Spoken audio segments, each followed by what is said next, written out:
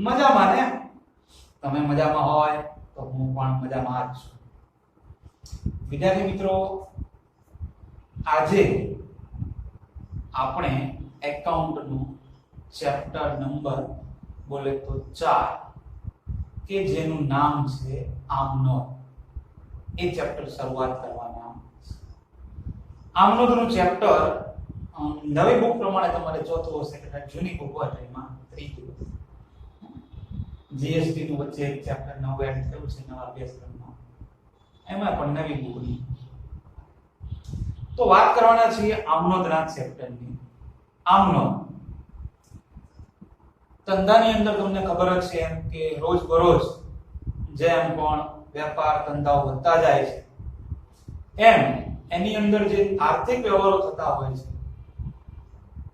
આર્થિક વ્યવહારો તમે જાણો છો, અગાઉ પણ આવી જ ગયું છે, તો બધા પરિચિત થઈ જ ગયા છો કે જે વ્યવહાર નાણાં દ્વારા થતા હોય એ બધા આર્થિક વ્યવહારો છે. તો એવા આર્થિક વ્યવહારો ને નોંધ કરવાની હોય છે, અને એ નોંધ રાખવા માટે, એ આર્થિક વ્યવહારો ભૂલી ન જવાય એના માટે કેટલાક વેપારીઓ જે છે ને એ કાચી નોંધ રાખતા હોય છે. કાચી નોંધ અથવા કાચી ડાયરીમાં નોંધ રાખતા હોય છે, અથવા તો કેટલાક વેપારીઓ પછી સીધા બિલ, જેને આપણે વાઉચર કીધા હતા, એ વાઉચર પણ સંગ્રહ કરતા હોય છે, જેથી વાઉચરના આધારે પછી હિસાબ લખી શકે. તો એવી જ કંઈક આ ચેપ્ટરમાં વાત કરવાની છે આમનોંધની, કે જેની અંદર તમારે વ્યવસ્થિત નોંધ કરવાની હોય. તો સૌથી પહેલા જ વાત કરીએ પ્રસ્તાવનાની. પ્રશ્ન નંબર 1 છે આપણો પ્રસ્તાવના. પ્રસ્તાવનાની અંદર જેમ આપણે વાત કરીએ કે કેટલાક વેપારીઓ જે હોય છે એ એમને જે ધંધાના આર્થિક વ્યવહારો થતા હોય છે એમને સરળતાથી યાદ રાખવા માટે, યાદ રાખજો, સરળતાથી યાદ રાખવા માટે એની નોંધ ક્યાં કરે છે? કાચી ડાયરીમાં કરે છે, કાચી ડાયરીમાં. અને એ કાચી જે ડાયરી છે એને કાચી નોંધ પણ કહેવામાં આવે છે. કોને કહેવાય કાચી નોંધ? તો કે કેટલાક વેપારીઓ ધંધાના જે આર્થિક વ્યવહારો હોય છે એમને સરળતાથી યાદ રાખવા માટે કાચી એની નોંધ કાચી ડાયરીમાં કરે છે. એ જે કાચી ડાયરી છે એમાં નોંધ કરી એને કાચી નોંધ કરી પણ કહેવામાં આવે. અને આ જે કાચી નોંધ થતી હોય છે એ કાચી નોંધ એ તમે જોઈ શકો છો એમ, સૌથી પહેલા તો કાચી નોંધનું બીજા નામની વાત કરી છે. કાચી નોંધનું બીજું નામ એટલે કે ટાંચણ કે ટિપ્પણ. યાદ રાખજો, 100% પૂછાય છે આ પ્રશ્ન પરીક્ષામાં. કાચી નોંધનું બીજું નામ જણાવો. ટાંચણ કે ટિપ્પણના નામે ઓળખવામાં આવે છે. કાચી નોંધને ટાંચણ કે ટિપ્પણ, ગુજરાતીમાં ટિપ્પણ લખતા એવું નહીં. કાચી નોંધનું બીજું નામ છે ટાંચણ કે ટિપ્પણ તરીકે પણ ઓળખવામાં આવે. અને જે તમે નોંધ કરતા હો છો એ તો તમને ખબર જ છે કે વાઉચરના આધારે હિસાબી વ્યવહારોની આમનોંધના ચોપડામાં નોંધ કોઈ પણ જગ્યાએ હિસાબ લખવા હોય એટલે વાઉચરની જરૂર પડે અને વાઉચરના આધારે તમે હિસાબો રાખી શકતા હો. ઇન શોર્ટ આ વાઉચરના આધારે હિસાબો ચોપડામાં નોંધવામાં આવતા હોય. તો આ વાત હતી પ્રસ્તાવનાની. પ્રસ્તાવનાની અંદર એટલું જ યાદ રાખો ખાસ તો કાચી નોંધ એટલે શું અને એનું બીજું નામ. કાચી નોંધ કોને કહેવાય? તો કે કેટલાક વેપારીઓ જે હોય છે એમના ધંધાના આર્થિક વ્યવહારો સરળતાથી યાદ રાખવા માટે જે કાચી ડાયરીમાં નોંધ કરે છે એને કાચી નોંધ તરીકે ઓળખવામાં આવે છે. અને કાચી નોંધ બોલે તો ટાંચણ કે ટિપ્પણના નામે ઓળખવામાં આવે. અને હિસાબો તો વાઉચરના આધારે લખવામાં આવે છે. ત્યાર પછી તમારો પ્રશ્ન નંબર 2, આમનોંધ શબ્દ. આમનોંધ શબ્દનો ઉદ્ભવ કેવી રીતે થયો? એ કેટલા શબ્દો સાથે સંકળાયેલો છે? કયા અલગ ભાષાના શબ્દો સાથે સંકળાયેલો છે? એવી રીતનો કોઈ પ્રશ્ન પૂછાઈ શકે તો તમને આવડવો. બરોબર. તો સૌથી પહેલા જ આમનોંધના શબ્દની વાત કરીએ તો આમનોંધના શબ્દનો જો અહીંયા આગળ તમે વાંચી શકો છો કે ફ્રેન્ચ શબ્દ, યાદ રાખજો, ફ્રેન્ચ શબ્દ જર. શું છે ફ્રેન્ચ શબ્દનું નામ? જર. લખેલું છે ઉચ્ચાર કે જેનો અર્થ શું થાય છે? દિવસ. ફ્રેન્ચ શબ્દ છે જર. સૌથી પહેલા જ એનો ઉદ્ભવ કેવી રીતે થયો તો એના સૌથી પહેલા એક ફ્રેન્ચ શબ્દ આવ્યો હતો, એનું નામ છે જર. ઉચ્ચાર લખેલો છે. અને ફ્રેન્ચમાં એનો ઓકે, એનો અર્થ, એનો મતલબ જે છે એ દિવસ થાય. જળ એટલે શું? દિવસ. ડે એટલે દિવસ, પણ આ ફ્રેન્ચ શબ્દની ભાષાની વાત છે. અને આ જે જળ શબ્દ હતો, આ જળ પરથી આ જર્નલ, જનરલ ને જર્નલ છે, જનરલ છે, હા, જર્નલ શબ્દનો બહાર આવ્યો. અને આ જે જર્નલ શબ્દ છે એનો મતલબ, એનો અર્થ આ ધંધાના દૈનિક વ્યવહારોની નોંધ એવો થાય. ફરી પહેલા તો ફ્રેન્ચ શબ્દ કયો? જળ, એનો મતલબ શું? દિવસ. જળ પછી કયો શબ્દ આવ્યો? જર્નલ, એનો મતલબ શું થાય? ધંધાના દૈનિક વ્યવહારોની. અને આ જે જર્નલ શબ્દ છે ને, એ અંગ્રેજી શબ્દ છે એ અંગ્રેજી શબ્દ જર્નલ એ મૂળ કઈ ભાષાનો શબ્દ છે? લેટિન ભાષાનો શબ્દ છે. જર્નલ, જળ એ ફ્રેન્ચ ભાષાનો શબ્દ છે, આ જર્નલ એ લેટિન ભાષાનો શબ્દ છે.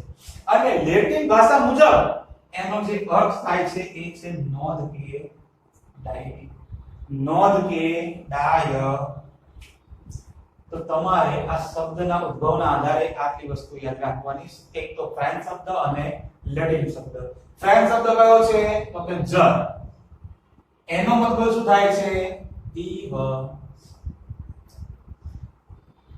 લેટિન ભાષાનો શબ્દ કયો છે?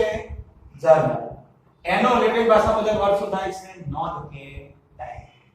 બરોબર.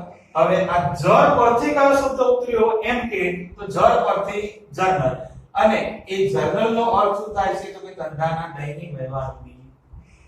ઇન શોર્ટ, તમારે જળ શબ્દ પૂછાય તો એનો મતલબ દિવસ લખવાનો, અને જર્નલ કે પછી આ લેટિન ભાષા મુજબ શબ્દ પૂછાયો હોય તો બંનેમાં નોંધ તો આવે જ છે ને. નોંધ કે આટલું યાદ રાખવાનું છે આ શબ્દના આધારે. યાદ રહે. ફ્રેન્ચ શબ્દ, લેટિન શબ્દ. ફ્રેન્ચ શબ્દ જળ, એનો મતલબ દિવસ. લેટિન શબ્દ છે જર્નલ, એનો મતલબ નોંધ કે. જળ શબ્દ પરથી કયો શબ્દ ઉતર્યો? તો જર્નલ, અને એના મુજબ એનો અર્થ થાય છે ધંધાના દૈનિક વ્યવહારોની. તો આમનો શબ્દના આધારે તમારે યાદ રાખવાનું. બરોબર. અને આવી રીતે પછી જે નોંધ કે ડાયરીના આધારે આખો શબ્દ આમનો આવ્યો. અને હવે વાત કરીએ આપણે, પરંતુ એ પહેલા સૌથી પહેલા તો એક નજર કરી જાઓ બધી પ્રસ્તાવનાની અંદર શરૂઆત કરી. કાચી નોંધનું બીજું નામ, પછી શબ્દમાં કેટલી ભાષાના શબ્દ આયા, એ બંને મુજબ એનો અર્થ શું થાય. હા, તો વિદ્યાર્થી મિત્રો, હવે આપણે એવી જ રીતે વાત કરીએ આપણા પ્રશ્ન નંબર 3. બોલે તો આમ નોંધનો અર્થ. આમ નોંધનો અર્થની વાત કરીએ એ પહેલા બધી વસ્તુ તમને યાદ થઈ જ ગઈ છે, નો ડાઉટ. ચલો ને, તો આપણે આમ નોંધના અર્થની વાત કરીએ. તો અગાઉ તમે બધા નિયમો શીખી ગયા ખાતાના. શીખ્યા ને? 3 ખાતા હતા: વ્યક્તિ, માલ મિલકત અને ઉપજ ખર્ચ. એના ઉધાર જમાના નિયમો પણ તમે શીખ્યા. વ્યક્તિ ખાતું, લાભ લેનાર ખાતે ઉધાર, લાભ આપનાર ખાતે. માલ મિલકત ખાતું, માલ મિલકત આવે તો ઉધાર, માલ મિલકત જાય તો. અને ઉપજ ખર્ચનું ખાતું, ખર્ચ નુકસાન ઉધાર, આવક લાભને જમા કરો. તો આ જે તમે ઉધાર જમાના નિયમો ભણ્યા હતા, એ જ નિયમોના આધારે આ જે ઉધાર જમાના જે નિયમો તમે ભણ્યા હતા, એ ઉધાર જમાના નિયમોના આધારે હિસાબી જે વ્યવહાર છે એની તમે જે પ્રથમ નોંધ, ખાસ ધ્યાન રાખજો, એની પ્રથમ નોંધ જે ચોપડામાં થાય છે ને, એ જે ચોપડો છે એને આમનોંધના નામે ઓળખવામાં આવે. આમનોંધ કોને કહેવાય? તો કે ધંધાની જે ઉધાર જમાના નિયમો છે, એ નિયમોના આધારે ધંધાની અંદર જેટલા પણ વ્યવહાર થાય છે, હિસાબી વ્યવહારો, એની નોંધ. અને એમાં પણ પાછી કઈ નોંધ? પ્રથમ નોંધ. યાદ રાખજો, પ્રથમ નોંધ તમે જે ચોપડામાં કરો છો ને, એ જે તમારો પ્રથમ ચોપડો છે એને આમનોંધના નામે ઓળખવામાં આવે છે. આમનોંધ બોલે તો એવો એક પ્રથમ ચોપડો છે કે જેની અંદર સૌથી પહેલી નોંધ કરવામાં આવે. આ યાદ રાખજો. ઓકે, તો એ વાત થઈ અને આમનોંધની વ્યાખ્યાની. હવે આમનોંધ આમનોધનો જે ચોપડો જે છે એ કેવા કયા બીજા નામો છે? આમનોધનો ચોપડો એ કેવા પ્રકારનો ચોપડો ગણાય છે, અથવા તો કેવો ચોપડો ગણાય છે? તો એના માટેનો આ પ્રશ્ન યાદ રાખજો. આમનોધનો જે ચોપડો જે છે એ નામાનો પાયાનો ચોપડો ગણાય છે, અથવા તો પ્રથમ ચોપડો પણ ગણાય છે, પ્રાથમિક ચોપડો પણ કહેવામાં આવે છે, મૂળભૂત ચોપડો કહેવામાં આવે છે, કે બુનિયાદી ચોપડો પણ કહેવામાં આવે છે. તમને એમ કીધું હોય કે નામાનો પાયાનો ચોપડો જણાવો તો કયો આવે? આમનોધ. તમને કીધું હોય નામાનો પ્રથમ ચોપડો જણાવો તો પણ કયો? આમનોધ. તમને કીધું હોય નામાનો પ્રાથમિક ચોપડો જણાવો, આમનોધ. નામાનો મૂળભૂત ચોપડો જણાવો, આમનોધ. નામાનો બુનિયાદી ચોપડો જણાવો, આમનોધ. ઓકે, તો આ બધા જ શબ્દો મેં તમને આપી દીધા છે, પરંતુ તમને જે રીતના પૂછાતા હોય છે એ જનરલી બે પ્રકારના પ્રશ્નો પૂછાતા હોય છે. એક નામાનો પાયાનો ચોપડો અથવા તો મૂળભૂત ચોપડો જણાવો. આવી રીતનો પ્રશ્ન ઘણી વખત રિપીટ થઈ ગયો છે. અને બીજા નામ જે આપેલા છે પ્રથમ, પ્રાથમિક, બુનિયાદી, એ આવી શકે છે. એના માટે મેં તમને બધા જ અહીંયા આગળ શબ્દો આપી દીધા છે. આમાંથી કોઈ પણ ચોપડો કીધું હોય એ આમનોધનો ચોપડો જ આનો આન્સર. બરાબર? તો આ વાત થઈ આમનોધના ચોપડા. ચલો, આનું કારણ શું છે કે આમનોધનો ચોપડો એ પ્રથમ ચોપડો છે, પ્રાથમિક છે, મૂળભૂત છે, બુનિયાદી છે કે પાયાનો છે? આનું કારણ શું છે? તો એનું કારણ તમે અહીંયા જોઈ શકો છો. કારણ કે આમનોધના ચોપડાના આધારે નામા પદ્ધતિના બાકીના ચોપડાઓ પણ તૈયાર કરવામાં આવે છે કે લખવામાં આવે છે. આમનોધના ચોપડાના આધારે ફોર એક્ઝામ્પલ તમે વૃક્ષ જોયું છે, ઝાડ જોયું ને બધાએ? ટ્રી. હા, એ ઝાડ, કોઈ પણ ઝાડ લઈ લો, એ ઝાડની અંદર ઘણી બધી ડાળીઓ હોય છે. હોય છે? બધા ડાળીઓ જોઈ છે? લટકેલા? હા, અમુક લટકેલા હશે. ઓકે. હા, તો એ જે ડાળીઓ જે છે એ કોના પર આધારિત છે? ઘણી બધી ડાળીઓ હોય, એક ડાળી તો હોય. તો એ બધી જ ડાળીઓ ઝાડની એ ઝાડના કે વૃક્ષના મૂળ પર આધારિત હોય છે. તમે જાણો છો, મૂળ જેટલું મજબૂત હશે એટલી જ ડાળીઓ એની વધારે બનશે, અને એટલી ડાળીઓ પણ વધારે મજબૂત બનશે. તો ઇન શોર્ટ, ડાળીઓનો આધાર જે છે એ વૃક્ષનો આધાર જે મૂળ પર હોય છે, અને એના આધારે જ બાકીની બધી ડાળીઓ સંકળાયેલી હોય છે. એવી જ રીતે એ જ કન્સેપ્ટના આધારે આ આમનોધની પણ કંઈક વાત છે. આમનોધનો ચોપડો એ આ નામાનું મૂળ છે. જેમ વૃક્ષનું મૂળ હોય એમ આ નામા પદ્ધતિનો આ મૂળ છે આમનોધનો ચોપડો, અને એ ચોપડાના આધારે જ બાકીના બધા જ ચોપડાઓ લખવામાં આવતા હોય. જેટલા પણ ચોપડા બીજા આવશે તમારે, પેટાનોધનો, રોકડમેળનો, ખાસ આમનોધનો, દેશીનો, ઓકે, તો આવા બધા ચોપડાઓ જે છે એ આ આમનોધ ઉપરથી જ લખવામાં આવતા હોય. બરોબર? એના માટે આ જે છે મૂળભૂત પાયાનો બુનિયાદી કે ચોપડો લખવામાં આવતો હોય. બરોબર? તો ફટાફટ યાદ કરી લો, પછી તરત જ આગળનો પોઈન્ટ આપણે જોઈએ. પ્રશ્ન નંબર 4 બોલે તો આમનોધનો નમૂનો. આમનોધનો નમૂનો બોલે તો આમનોધના ખાના કેવી રીતે દોરવામાં આવે છે એની વાત. તો આમનોધમાં મુખ્ય 5 ખાના દોરવામાં આવતા હોય. આ પહેલું, પ્રથમ ખાનું, બીજું ખાનું, ત્રીજું ખાનું, આ ચોથું ખાનું અને પાંચમું ખાનું. આવી રીતે 5 ખાનામાં આમનોધનો નમૂનો તૈયાર કરવામાં આવે છે આમનોધનો દાખલો ગણવા માટે. તો સૌથી પહેલા જ વાત કરીએ આ પહેલું ખાનું, પ્રથમ ખાનું. પ્રથમ ખાનાની અંદર તારીખ લખવામાં આવે. શું લખાય છે? તારીખ. અને તારીખ તો બધાને લખતા આવડે જ છે ને.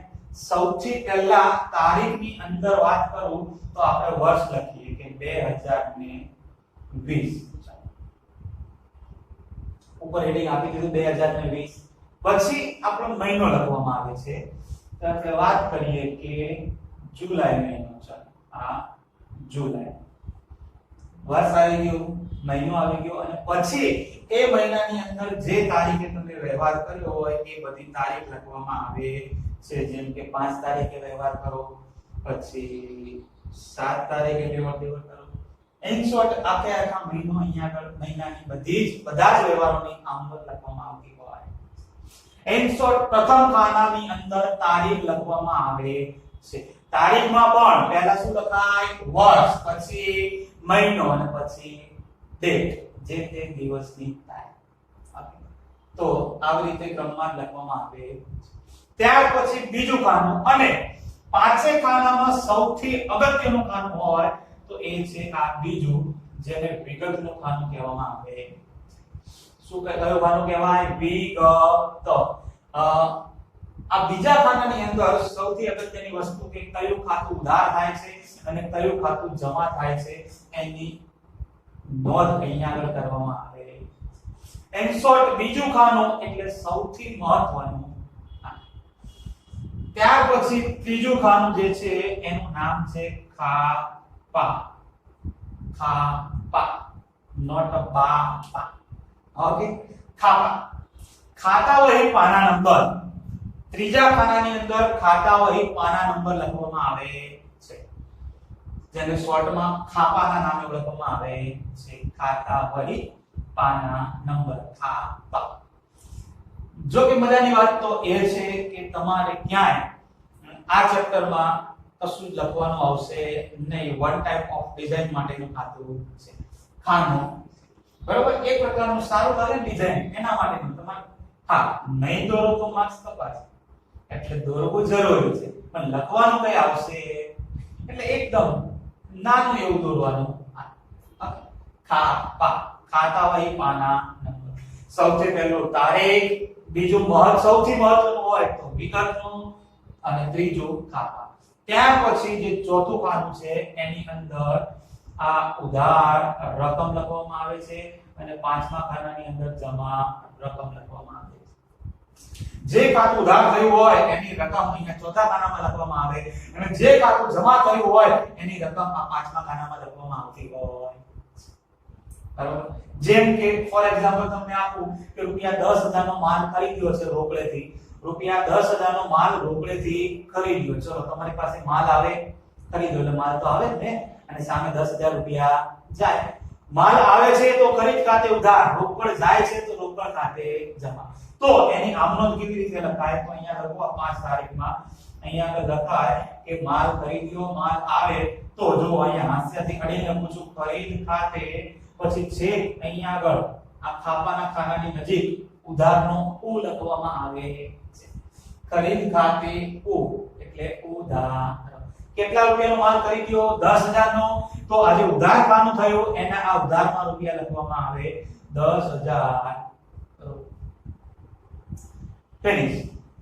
બીજું કે તમારી પાસે રૂપિયા જાય છે 10,000 રૂપિયા. ખાતો વ્યવહારની અંદર હંમેશા ઓછામાં ઓછા બે ખાતા તો સંકળાયેલા હોય જ.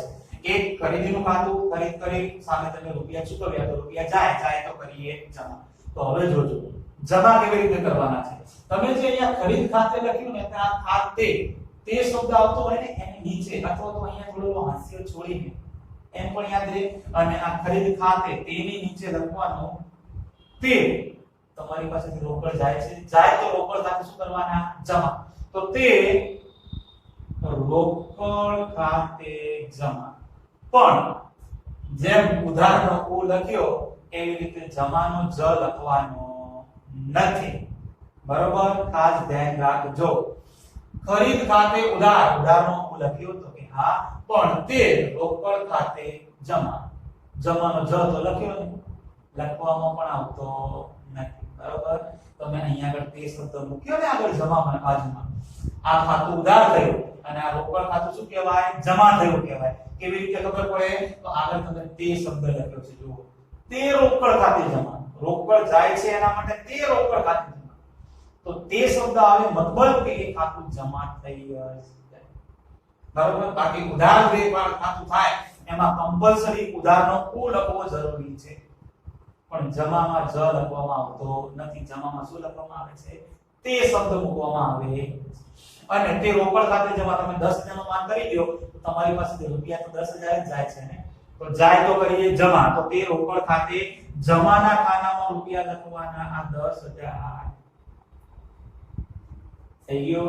ખરીદ ખાતે ઉધાર કેટલા 10000 રૂપિયા એ રોકડ ખાતે જમા કેટલા 10000 અને આ તમારી આમનોંધ હજુ પૂરી થઈ છે ને આવી રીતે આમનોંધ લખો સંપૂર્ણ આમનોંધ ક્યારે પૂરી થશે તો એની વાત તો જ્યારે તમારી આમનોંધ લખી જાય ને પછી એની નીચે તમારે બ્રેકેટમાં શોર્ટમાં બાજે લખવી પડે શું લખવી પડે બાજે બાજે ને બરાબર બાજે બાબત જે લખવી પડે બાબત જે બોલે તો શોર્ટમાં તમે જે વ્યવહાર કર્યો છે ટૂંકી સમજૂતી એ લખવી પડે જેમ આપણે અગાઉ લખી હતી ને અગાઉના ચેપ્ટરમાં બ્રેકેટમાં આપણે લખતા હતા એ જ રીતે અહીંયા આગળ તમે આ વ્યવહારમાં શું કર્યું છે માલ રોકડેથી ખરીદ્યો તો બસ અહીંયા આગળ શોર્ટમાં એ જ લખવાનું છે કે રોકડેથી માલ ખરીદ્યો અને પાછળ શબ્દ લખવાનો તે ના શું આવવું જોઈએ તે ના જ્યારે તમે બાબત જે લખતા હોય તો સૌથી પહેલા હેડિંગ આપવાનું બાજે બોલે તો બાબત જે અને સૌથી છેલ્લે તમારો શબ્દ આવવો જોઈએ તે ના અને વચ્ચે તમારી જે વિગત જે વ્યવહાર થયો હોય એ પ્રકારનો હોય બસ રોકડેથી માલ ખરીદ્યો પાછળથી આવી રીતે લખો ને ત્યારે તમારી એક આમનોંધ પૂરી થઈ કેમ અહીંયા એક આમનોંધ થઈ છે એકદમ સહી કશું યાદ રાખવાનું નથી આમનોંધનો નમૂનો કે 5 ખાના આવે સૌથી પહેલું તારીખ બીજું વિગત ત્રીજું ખાપા ચોથું ઉધાર રૂપિયા અને પાંચમું જમા રૂપિયા સૌથી મહત્વનું ખાતું કયું તો કે નંબર 2 કોને તો વિગત બરાબર અને બાજે કોને કહેવાય તો કે આમનોંધ લખાઈ ગયા બાદ એ હિસાબી વ્યવહારની સમજૂતી આપતી જે અહીંયા આમનોંધની નીચે જે આપણે ટૂંકી સમજૂતી લખીએ છીએ એ ટૂંકી સમજૂતીને બાજે બાબત જે તરીકે ઓળખવામાં આવે આ વાત છે આમનોંધના નમૂનાની નમૂનો કીધો હોય તો તમારે લખવાનું શું તો લખવાનું તો આટલું જ ખાલી નમૂનામાં તો નમૂનો દોરવાનો જ હોય ને તો નમૂનામાં તમારે અહીંયા આગળ ખાલી તારીખ લખવાની તારીખનું ખાનું દોરવાનું અને અહીંયા આગળ કોઈ પણ ખાતું ખાલી લખવાનું જેમ કે હું તમને સમજાવી દઉં ને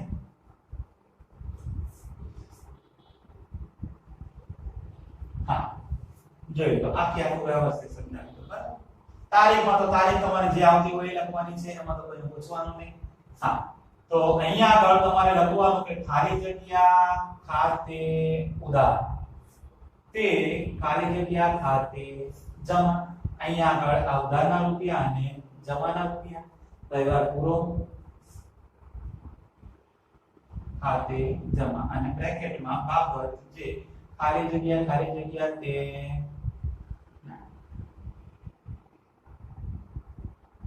બસ આવી રીતે તમારે વ્યવસ્થિત નમૂનો દોરવા બરાબર આ વાત થઈ નમૂનાની હવે થોડા એવા આગળ આવીએ એ આમનોંધના સરવાળાની વાત કરીએ અહીંયા જ વાત કરીએ આમનોંધના સરવાળામાં બીજું કશું નથી બધાને આવડે છે સરવાળો કરતા તો આવડે ને તો એ સરવાળાની વાત છે તો જ્યારે તમારો પહેલા તો આપણે દાખલો ગણતા હોઈએ છીએ માની લો કે આ તમારું એક પેજ છે દાખલો ગણીએ છીએ બરાબર હવે આ આખા પેજમાં તમે આમનોંધ લખી દીધી દરેક વ્યવહારમાં તમે અહીંયા રૂપિયા લખેલા હોય અહીંયા આગળ માની લો કે 5000 રૂપિયા લખ્યા હોય તો અહીંયા આગળ પણ 5000 રૂપિયા લખ્યા હોય આ તમારી એક આમનોંધ છે બરાબર આવી તમે આખા પેજમાં આમનોંધ લખેલી છે બીજે ક્યાંક તમારા 10000 રૂપિયા આયા છે ઉધાર તો ક્યાંક 10000 રૂપિયા આયા છે જમા આવી રીતે આખું પેજ ભરેલું છે હજુ તમારે વ્યવહારોની નોંધ કરવાની બાકી છે હજુ વધારે વ્યવહારોની નોંધ કરવાની બાકી છે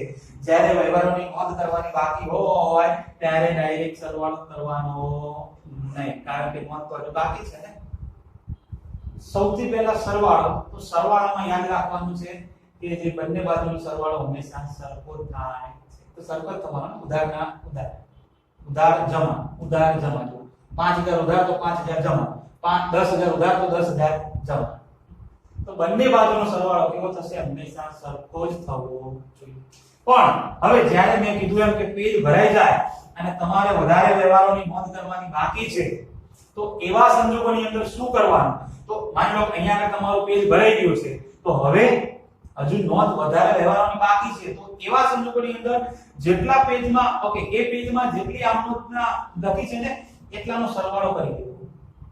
એટલાનો સરવાળો કરી દેવાનો. જેમ કે ઓકે સોરી આને લખવાનું. જેમ કે હું અહીંયા આગળ સરવાળો કરી દઉં છું તો કેટલો થાય છે તો કે 10 ને 5 15000 અને આ પણ કેટલો થશે 15000 રૂપિયા. અને આ સરવાળો તમે જે લખ્યો અહીંયા આગળ તમારું પેજ ભરાઈ ગયું એટલે લાઈન દોરી. હવે અહીંયા આગળ લખવાનું કે સરવાળો આગળ લઈ ગયા. આવી રીતે લખવાનું. શું લખવાનું? સરવાળો આગળ લઈ ગયા. કારણ કે હજુ વધારે વ્યવહારની નોંધ કરવાની બાકી છે. ચલો આ પેજ પૂરો સરવાળો થઈ ગયો આ પેજનો ડન. હવે તમે બીજા પેજ ઉપર આવો અને બીજા પેજની જ્યારે શરૂઆત કરો ને એટલે કે અહીંયા આવી રીતે ખાના દોરેલા હોય બીજા પેજમાં પણ સેમ ટુ સેમ જ ખાના હોય આમમાં તો શરૂઆતમાં જ બીજા પેજની ઉપર લખવાનું સરવાળો આગળ લાવ્યા. શું લખવાનું? સરવાળો આગળ લાવ્યા. કેટલા રૂપિયા? તો કે 15000 રૂપિયા. અને ત્યાર પછી બાકીના બધા વ્યવહારોની આમનોંધ લખવાની ચાલુ કરે. અને આખા મહિનાના વ્યવહારો પતી જાય પછી ફાઇનલ ટોટલ તમારે કરવાનું. અને ફાઇનલ ટોટલ કરો ત્યારની વાત કહું તમને તો પહેલી વસ્તુ મેં તમને કીધું કે ફાઇનલ ટોટલમાં બંને બાજુનો સરવાળો કેવો થવો જોઈએ? સરખો થવો જોઈએ. બરોબર? સરખો થાય તો જ સાચો કહેવાય દાખલો. માની લો કે આ બંને બાજુનો સરવાળો કરીએ આપણે તો એ સરખો થવો જોઈએ. અહીંયા સરવાળો કરીએ તો આ 15000 અને 15000 રૂપિયા સરખો થઈ ગયો. આ તો કે હા આવી રીતે સરખો થવો જોઈએ. અને આ તમારો દાખલો પૂરો થતો હોય અને ફાઇનલ સરવાળો હોય તો એવા સંજોગોમાં લખવાનું કુલ સરવાળો. અને છેલ્લે આ બાજુ તમારો જે ટોટલ આવ્યો છે ટોટલમાં ઉપરની સાઈડ એક લાઈન જો હવે ઉપર દોરી અને નીચેની સાઈડ છે ને એ બે લાઈન આવી જોઈએ. થઈ બે લાઈન.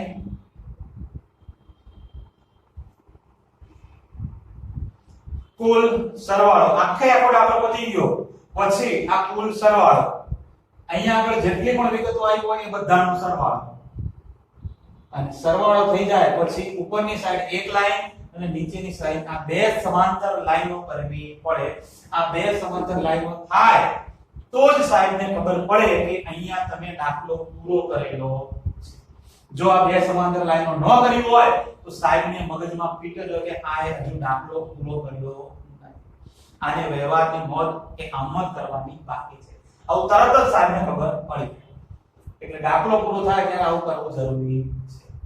અને પાછું વચ્ચે ન કરાય. તમે વચ્ચે ક્યાંક દાખલામાં આ રીતે બે લાઈન કરી દીધી તો સાહેબને એમ કે ક્યાં દાખલો પતી ગયો. આવું ક્યારે કરવાનું? બે પેજ થાય, ત્રણ પેજ થાય કે ચાર પેજ થાય, ભલે ચાર પેજ થાય ભલે પાંચ પેજ થતા હોય, આખો દાખલો પૂરો થાય ત્યાર પછી જ તમારે આવી રીતે લખવાનું કુલ સરવાળો અને અહીંયા આગળ ઉપર એક લાઈન અને નીચે ડબલ લાઈન એમ આખો દાખલો પૂરો કરવા. કશું જ અઘરું છે નહીં. એ તો જેમ આપણે દાખલો જોઈશું એમ આવડી જશે. અને ક્યારેક તમારે સંયુક્ત આમનોંધ લખવાની આવશે. કેવી? સંયુક્ત આમનોંધ એટલે શું? અહીંયા આગળ જે આપણે ખરીદીની આમનોંધ લખી હતી એ સાદી સિમ્પલ આમનોંધ કહેવાય કે જેની અંદર ખરીદીની એક જ વાત હતી. પણ જ્યારે કોઈ એક જ વ્યવહારની અંદર બે થી વધારે ખાતા સંકળાયેલા હશે, ખરીદીની વાત હોય, પગારની વાત હોય, કમિશનની વાત હોય, આવા બે થી વધારે ખાતા સંકળાયેલા હશે તો એવા સંજોગોની અંદર તમારે અલગ અલગ આમનોંધ ન લખવી પડે. એના માટે તમે બધા વ્યવહારની એક જ આમનોંધ લખો છો તો એ જે એક જ આમનોંધ લખીને તમે સંયુક્ત આમનોંધ એ તમારી જે ભેગી આમનોંધ લખી એને સંયુક્ત આમનોંધ કહેવામાં આવે. જો તમે અલગ અલગ લખો તો એ સાદી આમનોંધ અને બધાની ભેગી એક જ આમનોંધ લખો તો એ સંયુક્ત આમનોંધ કહેવાય. ઓકે, તો એ વાત છે સંયુક્ત આમનોંધની. વાંધો નહીં, તમને એ રીતનો પણ એક દાખલો લઈને તમને સમજાવી દઉં છું. બરોબર? તો ફટાફટ ખાલી તમે આટલું યાદ રાખો એટલે તરત જ આપણે તમને હું એક દાખલો સમજાવી દઉં. તો વિદ્યાર્થી મિત્રો એના માટે એક એક્ઝામ્પલ લીધેલું છે, તમે જોઈ શકો છો, લખોમાંથી જુઓ. એક્ઝામ્પલમાં એવું લખેલું છે કે 15 જાન્યુઆરી 2015 ના રોજ મજૂરીના ₹300, પગારના ₹2000 અને ટેલિફોન બિલના ₹500 રોકડા ચૂકવ્યા. બરોબર, આ એક તમને વ્યવહાર આપેલો છે. તમે જોઈ શકો છો કે અહીંયા આગળ એક જ તારીખ છે, એક દિવસે બે થી વધારે ખાતા સંકળાયેલા છે ને. તો આવી રીતે જ્યારે હોય ત્યારે સંયુક્ત આમનોંધ લખવામાં આવે. પણ હું તમને અહીંયા આગળ બંને આમનોંધ શીખવાડું છું, અલગ અલગ સાદી આમનોંધ લખતા પણ શીખવાડું છું અને બીજી બાજુ સંયુક્ત આમનોંધ પણ શીખવાડું છું. બરાબર, પછી તમે તો તમારી રીતે લખી શકો છો, પણ અત્યારે બંને આમનોંધ ધ્યાનમાં રાખવાની છે. તો સૌથી પહેલા હું અલગ અલગ આમનોંધ આ બાજુ લખું છું. બરાબર, તો સૌથી પહેલા મેં ખાના ભૂલી દીધા, 5 તારીખ, વિગત, છાપા, ઉધાર રૂપિયા, જમા રૂપિયા. બાકીનો અત્યારે ભૂલી જાઓ. ચાલો અત્યારે આ બાજુ ધ્યાન રાખો. સૌથી પહેલા તો તારીખ લખીશું. તારીખમાં સૌથી પહેલા શું આવે? વર્ષ. કયું છે? 2015. 15 પછી મહિનો કયો? આ જાન્યુઆરી. અને જાન્યુઆરીની કઈ તારીખ છે? આ 15. એટલે હવે વ્યવહાર એક અહીંયા આગળ અલગ અલગ આમનોંધ લખીએ છીએ, ધ્યાન રાખો. સૌથી પહેલા તો મજૂરીના કેટલા રૂપિયા ચૂકવ્યા? 300 રૂપિયા મજૂરીના ચૂકવ્યા. ચલો, મજૂરીના રૂપિયા ચૂકવાય 300 અને રોકડા ચૂકવ્યા છે. બરોબર, પગારના રૂપિયા 2000 એ રોકડા ચૂકવ્યા છે અને ટેલિફોન બિલના 500 એ પણ રોકડા છે. બધું રોકડો જ ચૂકવ્યો છે. સૌથી પહેલા શું ચૂકવ્યું? મજૂરી. તો મજૂરીની વાત કરીએ. મજૂરી એ ખર્ચ છે, ચૂકવાય એટલે ખર્ચો જ કહેવાય. ખર્ચ નુકસાન શું કરીએ? ઉધાર કરીએ અને ચૂકવીએ તો રૂપિયા જાય તો શું કરીશું? જમા. બોલો, આવડી ગઈ આમનો? ખર્ચ ખાતે ઉધાર થાય, ખર્ચ નુકસાન ઉધાર કરીએ. પહેલો તો મેં મજૂરીના રૂપિયા ચૂકવ્યા છે, તો અહીંયા આગળ હાસ્ય કાઢી લખીશ કે આ મજૂરી ખાતે થોડું એવું ડેશ કરી અહીંયા આગળ ખૂણા પર ઉધાર અને આ ખાતેની નીચે ઓકે. પહેલા તો કેટલા રૂપિયા ચૂકવ્યા મજૂરીના? 300. તો જે ઉધાર ખાનું થયું એના ઉધાર ખાનામાં રૂપિયા 300. પછી થોડી એવી હાસ્યો છોડીશ અથવા તો આ ખાતેની નીચે લખીશ તે રૂપિયા ચૂકવ્યા, રોકડ જાય છે તો આ રોકડ ખાતે જમા, પણ જમાનો જ લખવાનો નહીં. બરોબર, તે લખ્યું એટલે કે જમા થઈ જ ગયું. અને કેટલા રૂપિયા જમા કરવાના છે? તો કે 300 રૂપિયા. ચાલો, આ આમનોંધ પૂરી થાય એટલે સંપૂર્ણ આમનોંધ ક્યારે પૂરી થશે? તો કે જ્યારે એની બાબત જે લખીએ ત્યાં. બાબત જેમાં બીજું કશું નથી કરવાનું. તમે શું ચૂકવ્યું? મજૂરી ચૂકવી. તો અહીંયા આગળ લખવાનું ખાલી મજૂરીના રોકડા ચૂકવ્યા તેના પાછળ તેના શબ્દ આવવો જરૂરી છે. બરાબર, અને આગળ આ લખ્યો આપણે બાજુ. આમ લખો એટલે આખી આખી એક આમનોંધ તમારી પૂરી. અને આમનોંધ પૂરી થાય ત્યારે આવી રીતે લાઈન દોરી દેવાની. બરાબર છે કે બ્રો? બસ પછી બીજું શું ચૂકવ્યું છે? પગાર. હવે તારીખ તો એની છે એટલે તમારે લખવાની કોઈ જરૂર છે નહીં. અને જો તમારે લખવું હોય તો વાંધો નહીં, લખી શકો છો. તારીખ તો 15 જ છે. ચાલો, પગાર ચૂકવ્યો. પગાર પણ ખર્ચો છે, ખર્ચ ખાતું ઉધાર જ કરવાનું છે. તો અહીંયા આગળ આ પગાર ખાતે આ બાજુ ઉધારનો ખૂણા પર લખવાનો. અહીંયા આગળ કેટલા રૂપિયા ચૂકવ્યા છે? તો કે 2000. અને ચૂકવ્યા એટલે રોકડ જાય તો કરી જમા, પણ જમામાં થોડી એવી સ્પેસ છોડી દેવાની અથવા તો આ ખાતેની નીચે તે રોકડ ખાતે જમા. રોકડા પણ કેટલા જાય છે? તો કે જેટલા ચૂકવ્યા હોય એટલા જ જાય. પગાર 2000 ચૂકવ્યો તો રૂપિયા 2000 જ જવાના. ચલો, આ આમનોંધ પૂરી થાય એટલે બાજે લખો, પછી જ સંપૂર્ણ પૂરી થાય. તો બાજે લખતા તો આવડે છે કે પગારના રોકડા ચૂકવ્યા છે ના બાજે આવી ગયું, તેના આવી ગયું, ફિનિશ થાય એટલે આ તારીખ તમારે લખવી હોય તો એની એ જ 15 તારીખ લખી શકો. ચાલો, હજી પણ તારીખ લખી દઈએ 15, નો પ્રોબ્લેમ. શું ચૂકવ્યું છે? Telephone bill. ટેલિફોન બિલના 500 રૂપિયા રોકડા ચૂકવ્યા. ટેલિફોન બિલ એટલે ટેલિફોનનો ખર્ચો કહેવાય. તો કે હા, ખર્ચ ખાતું ઉધાર જ કરવાનું ને. તો અહીંયા આગળ લખી શકો છો કે ટેલિફોન ઓકે. ટેલિફોનનું બિલ જે છે ને એ ટેલિફોન ખર્ચ કહેવાય, ધ્યાન રાખજો. તો ટેલિફોન ખર્ચ ખાતે ઉધાર કેટલા રૂપિયા ચૂકવ્યા? તો કે આ 500. અને થોડી એવી સ્પેસ છોડી દેવાનું. જો અહીંયા ખાતે છે, આ બાજુ આવી ગયું છે, આ બાજુ તમારું જમા થાય થઈ જાય, પણ કદાચ કોઈના મોટા અક્ષરો હોય આપણે થોડી એવી સ્પેસ છોડવાની. આ ધ્યાનમાં રાખો. આ તે રૂપિયા જાય છે તો રોકડ ખાતે જમા. રૂપિયા જાય છે પણ કેટલા? તો કે 500 રૂપિયા જાય છે તો આ 500 રૂપિયા. અને છેલ્લે તમારી આ બાબત છે કે ટેલિફોન બિલ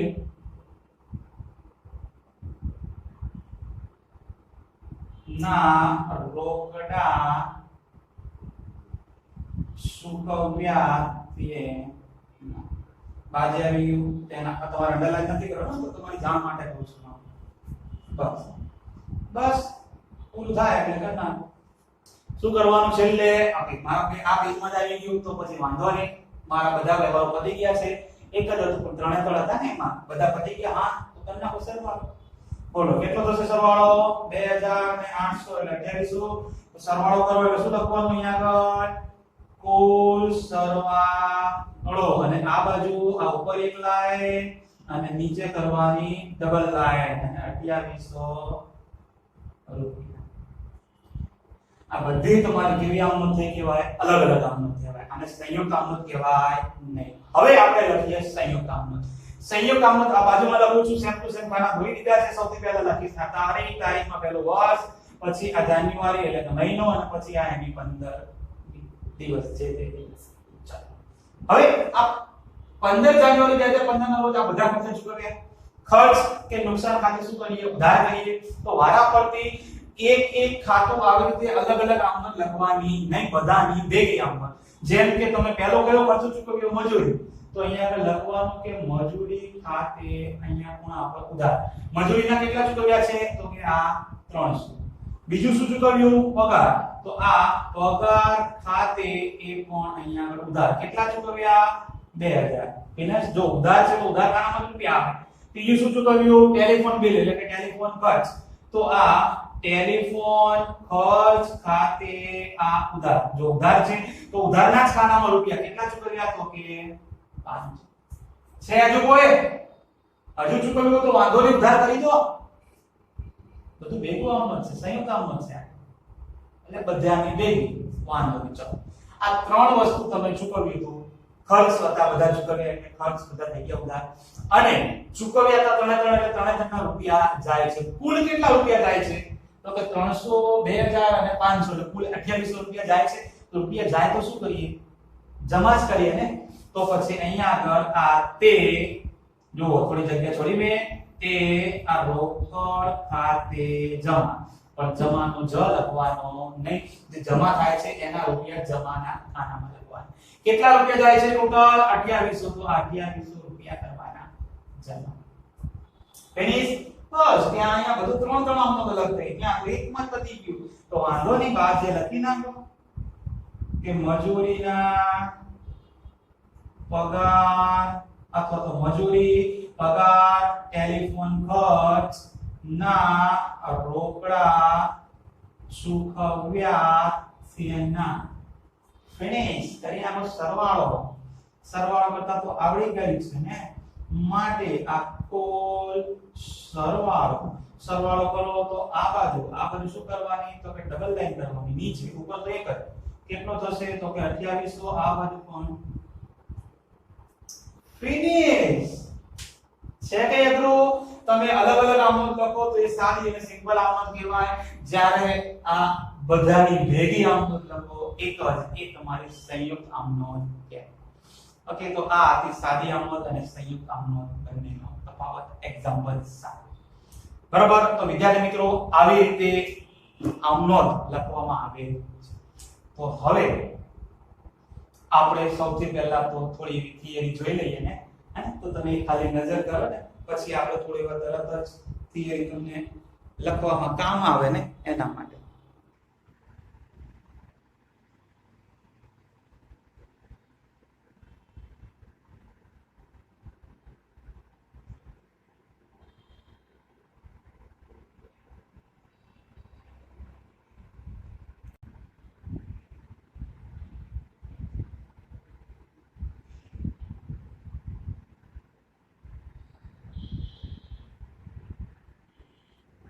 અને છેલ્લે આ આમનોંધનું મહત્વ પણ આપેલું છે.